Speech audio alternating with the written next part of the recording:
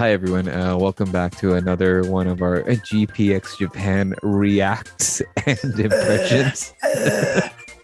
Today with me, my esteemed panel, Tony, Nat, Christian, and myself. All of us from GPX are here today, so this is pretty amazing. Let's get right into it, gentlemen. Nintendo Switch Online announced that they're going to be releasing Kirby 64, the Crystal Shards. They released a trailer. It's coming out apparently the 20th of May.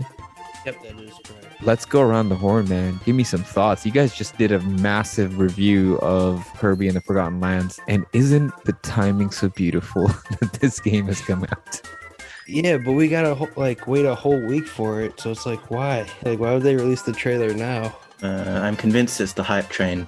You just got to get on board the hype train and go where it tells you to go. Yeah, I think so too. I'm a little bit bummed that it is taking so long because Nintendo has such a good track record with. I mean, look at what they did with Xenoblade 3, right? They're like, hey, actually, you're gonna get it early. Yeah. So there's nothing better than. I think that builds the hype even more. It's like, hey, this is coming out in 2 days, and Right. then that kind of gets more people on board. But moving past that, I think it's good. It's good. It's a great game. I had a lot of fun with this growing up. Me and Christian used to play this all the time. I have not played this. Tell me about it. Well, what is it? What type of game is this? Well, it's pretty much like standard Kirby, except it is like a 2.5D-ish, seems like, but it has like the camera effects where it like moves around. But I like that it introduced the ability to combine like the copy abilities. Like you can like create a bunch of cool combos with it. I think like fire and sword and stuff. Mm-hmm. Cool. I like it. What I'm seeing, it does. I mean, it's For a little. as basic, yeah. It looks a little basic. I mean, Wispy Woods looks like a wispy plant, but whatever. I mean, granted, we're coming fresh off like Kirby and the Forgotten Land, which is like glorious 3D. Right. And it's from 64. Like you gotta expect the Smash Bros. Stage Wispy Woods would show up. Yeah. So I like it. It's a good mix of 2D and 3D elements. Did you enjoy that, Tony? Was it jarring back then? No, I thought it was good because I didn't know any better back then. Although I did think, I guess at the time, right, if you're playing Mario 64 and Zelda, playing Kirby was kind of weird. Because, Like a step back. Yeah, because, I don't know, maybe in my stupid 5-year-old head or whatever, I was like, okay, 16-bit is 2D, and 64-bit has to be 3D everything. So I was like, this makes no sense. But I mean, the copy abilities were hilarious, and you can get. Christian mentioned that the combination ones. Yeah, and so I kind of forgot about it pretty quickly because you're like doing like the Darth Maul dual thunder saber. That's cool. Yeah, which is pretty cool. Which I'm surprised they didn't bring back for Kirby in the Forgotten Land, although it kind of makes sense with the upgrades. But those combinations were pretty unique. Right. yeah, that's like a element they could take from this game and put it into the next one. I guess that'd be cool. Oh, for sure. Yeah. I think What's the they'll deal do that. with these kids I see? Like, there's a kid with a paintbrush, and he kind of bothers me. What's the deal with them? Here's me. I hate children. Oh, They're just Kirby's allies, and if you play the game, you actually fight all of them because of the boss enemy in this game takes them over. So Kirby has to rescue them, and then they assist you. So King Dedede also helps you out, which again is pretty unique because he's always kind of the bad guy and stuff. But he teams up with you about halfway through the game. So Essentially, the plotline of Metroid Prime Corruption was stolen from this game. Correct. Kirby was the true innovator. well, yeah, because because they're corrupted, so you have to save them. Yeah. Those DDD segments were fun though, because you could just see like, it's just so adorable, just seeing like Kirby riding on DVD. He's just on the back. so DDD's playable in this. Yeah. Just smashing. Whoa. Yeah, if you watch the Japanese trailer, you could see more gameplay footage because it's about 2.5 minutes. So they showed DDD segments. It looks like there's a multiplayer component in this. How was that like? Amazing. Really? It's so much fun. It's underrated. Me and Christian used to play that all the time. I think with our cousins too, and it's madness. It's more madness than Sonic and the Secret Rings multiplayer now. What?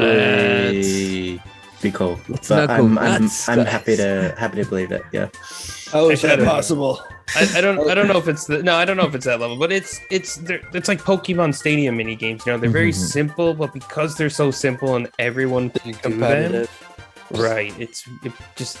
It amps the competitiveness, I think. I guess the final thoughts on this thing. Like, I know there's a moment within this trailer, and I'll try to time it up in the edit, where you see like a cinematic, and it clearly looks like the game's running at 60 frames per second in that moment, but the rest of the gameplay feels like it's running at 30. Any thoughts? Any predictions? Do you think this is running on 60? Do you think it back then was it on 30? Oh, I don't know. I think it's probably 30, to be honest. Or you know, that N64 trickery where it's running at 30 and they try to like make it like a faux 60 or something like that. I mean, it's not exactly a quick game, and when you play it, you will see it is very much a more slow-paced Kirby adventure, and you'll be using some of those power-ups, especially like the flame ones, to do those boosts and things to kind of speed things along, or even the dual lightsabers. Just by doing the animation, you kind of move around quicker. Yeah. So it's definitely not a fast game.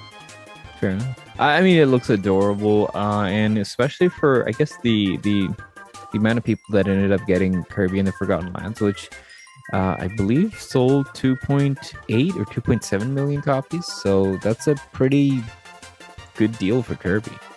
So those guys could definitely, we know a lot of new people jumped on it, so they could definitely check this one out. Any final thoughts, Nat? Anything to add? Yeah, I'm just excited to see how different it is from the most recent one, because the only two Kirby hasn't played is the very first one and the most recent one. So, there's a lot to play in between. Yeah. So it'd be nice to get jump in and at the midpoint and see what it was all about, kind of thing. Yeah, fair enough. I'd love to go back to this because it's been a while since I've played it, and go back to Kirby's first 3D foray. Well, it's interesting to play this game, especially if you've played the other Kirby games before it and the ones after. And this is actually, I think this is the first Kirby without Sakurai in charge. Oh, interesting. He still does the voice of DDD though, but I think he had moved on at this point, or he was only producing like this. He was producing Air Ride, I think, and then eventually he quit HAL Laboratory after a few years. But yeah, nice. This was the beginning of that. The beginning of Sakurai's investment in Smash Brothers, although Smash had already come out. This is interesting. I love this. Can't wait to check it out. Kirby and the Crystal Shards comes out on May the 20th. Hope you guys check it out. It's on Nintendo Switch Online Expansion Pass. Get it if you haven't. There's a lot of good games on there. And that'll be it from us, guys. Thank you. Thanks, everybody. Thank you. Take care.